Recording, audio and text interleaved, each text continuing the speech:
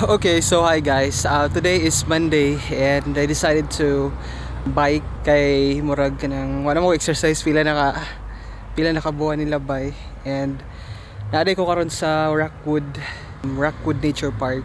Doon ni sa moa mga I think 10 or 15 minutes nga bike. So naka-exercise ra gyud og naka-tanaw sa view kani siyang lake. Mag picture sa ko dugay ako ka picture og landscape. So muna akong hilig po diri kung wala ko'y buhaton nya nindot ang weather mugawas ko nya mag picture lang sa landscape. It's really nice to be out after like pila ka days or even weeks nga or even months nga quarantine. And request din sa akong mama nangingin siya nga daw wala ko ga vlog. Na busy po ko sa duwa og computer. So karon akong vlog is gonna be about what's the update or the current status here in St. John, New Brunswick, Canada. So hopefully you stay tuned and yeah, mawala akong bike palit ni po. So I'll talk to you in a bit.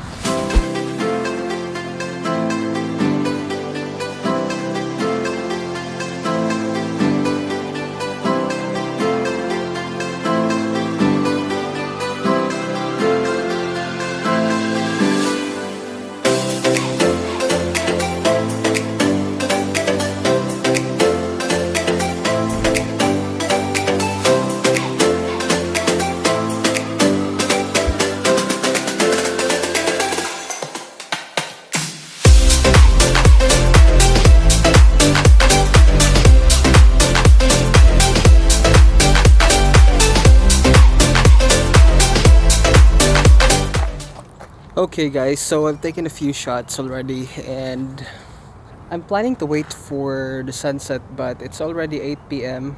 and it's cloudy, so I'm expecting that the cloud will be going there. So walay sunset nga mahitabo. I mean, di mo makita ang sunset. So ulit lang ko 8 p.m. naman pod. Yeah, medyo kapoy na. I just actually like really enjoy the view here, as you can see. And the purpose, by the way, why I'm making this video is because my mom is asking me to make another vlog because wala na daw ko i-vlog dugay na. So mo ni siya for you, ma'am. Ako mga loyalist nga followers. Ako lang po din i-answer ang question katong mga comments nga wala na ako natubag. Nainangutana dito kung pila akong nagasto for express entry, and akong nagasto, if I remember it correctly, mga more or less 200,000 pesos for just processing the papers and stuff, because I had to go to Manila, attend some seminars in there. Daghan pa ko gibuhat lutong i-compile tanan medyo dako ang gasto. But another thing is the settlement fund, which is 550,000 pesos. So total all maabot siguro mga 700 to 800,000 pesos. Yeah. Or more. Ang makadako lang jud is ang settlement fund. Kinahanglan na jud na siya sa imong account kay naay way ang Canada mo check sa imong account. So tan-aw nila kung naabot gyud imong account nag-stay for pila ka months, o kung wala gali, then it could be a reason for rejection. And another thing is, nagbuhat na ko video about the step-by-step process, mga unsay pang fill out, unsay requirements and all those stuff. So din na ako usbon. Ako lang ibutang ang link diri siguro nga part, or diri nga part somewhere there. Ako ibutang ang link diha. I-click lang ninyo na dito tanan step-by-step process, unsay mga requirements and all those stuff. And to address day kung kumusta na diri, so far zero case sa COVID diri sa St. John.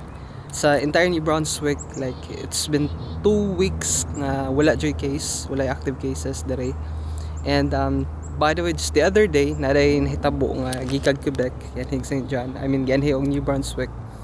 Dahil ayo ron sa amoa, but part yapon sa province nga nagpositive o wala nag self isolate. So naanay 5 active cases dito nga part. And medyo nibalik na diri sa normal, dili gyud ka ng totally normal, but nga-operate ng mga malls and all the stuff. Kana lang. And I don't know how to end this vlog. Unsa ba kay Sodani, unsa ba kay Tsurani outcome ani. Yeah, it's 8 p.m. and pauli na jud ko. Dire lang siguro kay end na vlog. This is gonna be just a short vlog, just a quick update about this things here. And the entire week nga wala ko ka vlog, naara jud ko sa balay. Like pagmata na ako, work diretso sa balay ra pud ko nag-work. And then after work duwa sa akong computer, and wa jud koy gawas-gawas, walay mga activity, and walay kuan. Naka duwa din mig basketball kadjot. Ako i-show ang clip dere. Kadjot ra pud to mga 2 hours. So sa ilang breaks akong kauban nya lingaw pod. Kana lang. And I don't know, I can't really think of any other content to share right now. Just an update. So here, this is the Rockwood Nature Park, ma'am, and this is a really nice place. During winter day, ma'am, kaning I'm just addressing it to my mom kay siya yung nag-request ani.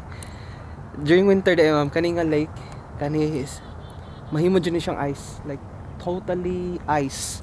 And then kani wa kay dalan makita kay magbukid ang ice diri, snow. So muna siya ang lake niya. Naapo yung mga daghan ka fishing diri, katong dito nga part naga fishing dito nga part. Okay, naapo yung mga kuha nga isda diri. So na lang, talk to you in my next vlog. Thank you so much for watching, guys. Bye.